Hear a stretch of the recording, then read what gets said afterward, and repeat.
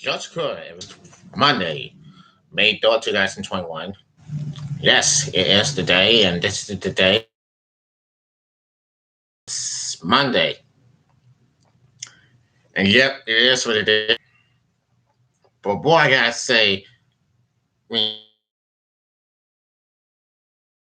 things get really hard, it may do it sometimes, and sometimes it has. Not good things can happen to you in a heartbeat. That's how things can happen to you in a heartbeat, as you can remember how we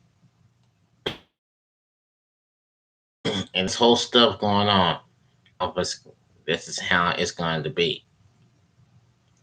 So now we're going to find. I mean, we're talking about Joe Biden, and we talk about real hard, and I mean it's getting good and good, and sometimes it's just. That's why we have to have faith.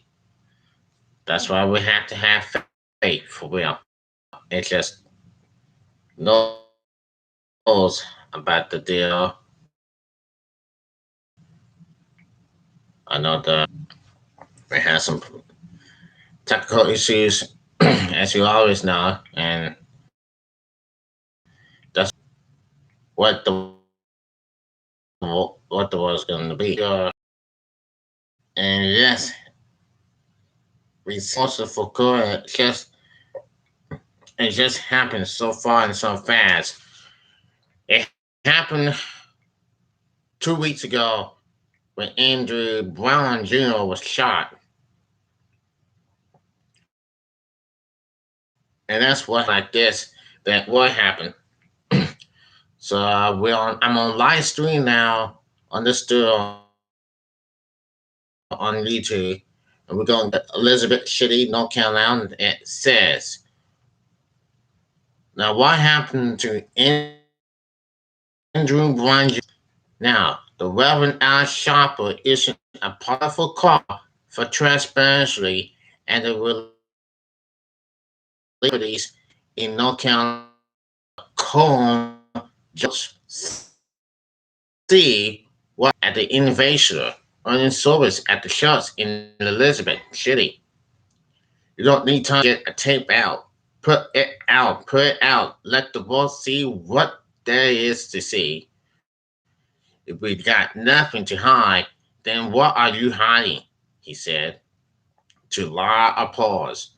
A judge ruled last week that the video will not be made a month to involve interference with a pending state investigation into the April the 21st by deputies in attendance and one arrest warrants. Commissioner by his family said Brothers who will prove properly and show a portrait of days of protest in the shade in Women Eastern North Carolina. Other speakers, including Brown's sons, as well as Civil Rights Authority, Ben Crump, who is representing Brown's family, calling Brown's death an unjustifiable, reckless shooting.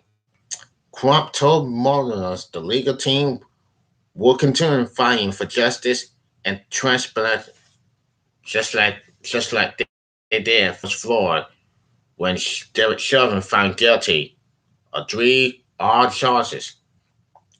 We are here to make the plea for justice because Andrew was killed injustifiably, as many black men in America have been shot and killed, shot in the back, shot going away from the police. And because Andrew cannot make the plea for justice, it is up to us to make the plea for justice. Once said, relations of the other black and women killed by law enforcement officers, including siblings of George Floyd, Eric Garner's mother, and Dante White's sister, also spoke at the service.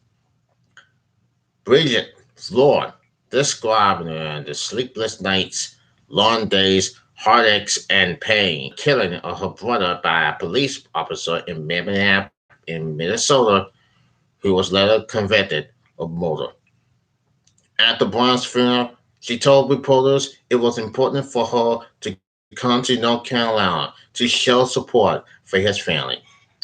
I'm showing them strength right now. If I can't do it, they can do it, he said. A long line of owners filed into the church, many wearing white t-shirts with Brown's names and the words say his name in the lobby. A wreath of red and white flowers with a ribbon bearing the message. Rest in peace, Drew. Emphasis. And that spirit sing songs family members had that Brown was a proud father of seven who was known for entertaining relentless with his stories and jokes. The FBI has launched a civil rights probe of the shooting when state agents were conducting a separate investigation. Three deputies who were involved remain on leave, which must be involved by a judge and medical paternity that he intended to sell.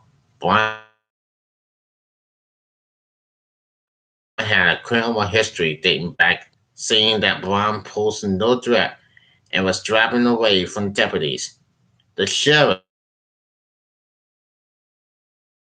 has injured during his lolling shopping shopping slammed the notice on the day of the shooting justified violence against him. Whatever had to you tried and justified shooting a man that was not a threat to you because he was running away from you. Was 40-year-old David Armstrong, who said he went to high school with Brown and lived near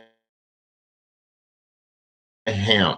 What the two he said Brown seemed to be doing well when he went into his relationship before the shoot. Regardless, he said he was doing good, says Under Armstrong. TV all the time, but when someone so well known and so respected, it's pretty painful. After the funeral, 67-year-old Michael Hiller, who lives around the corner from Brown's house, recalled that he would, being with the kids'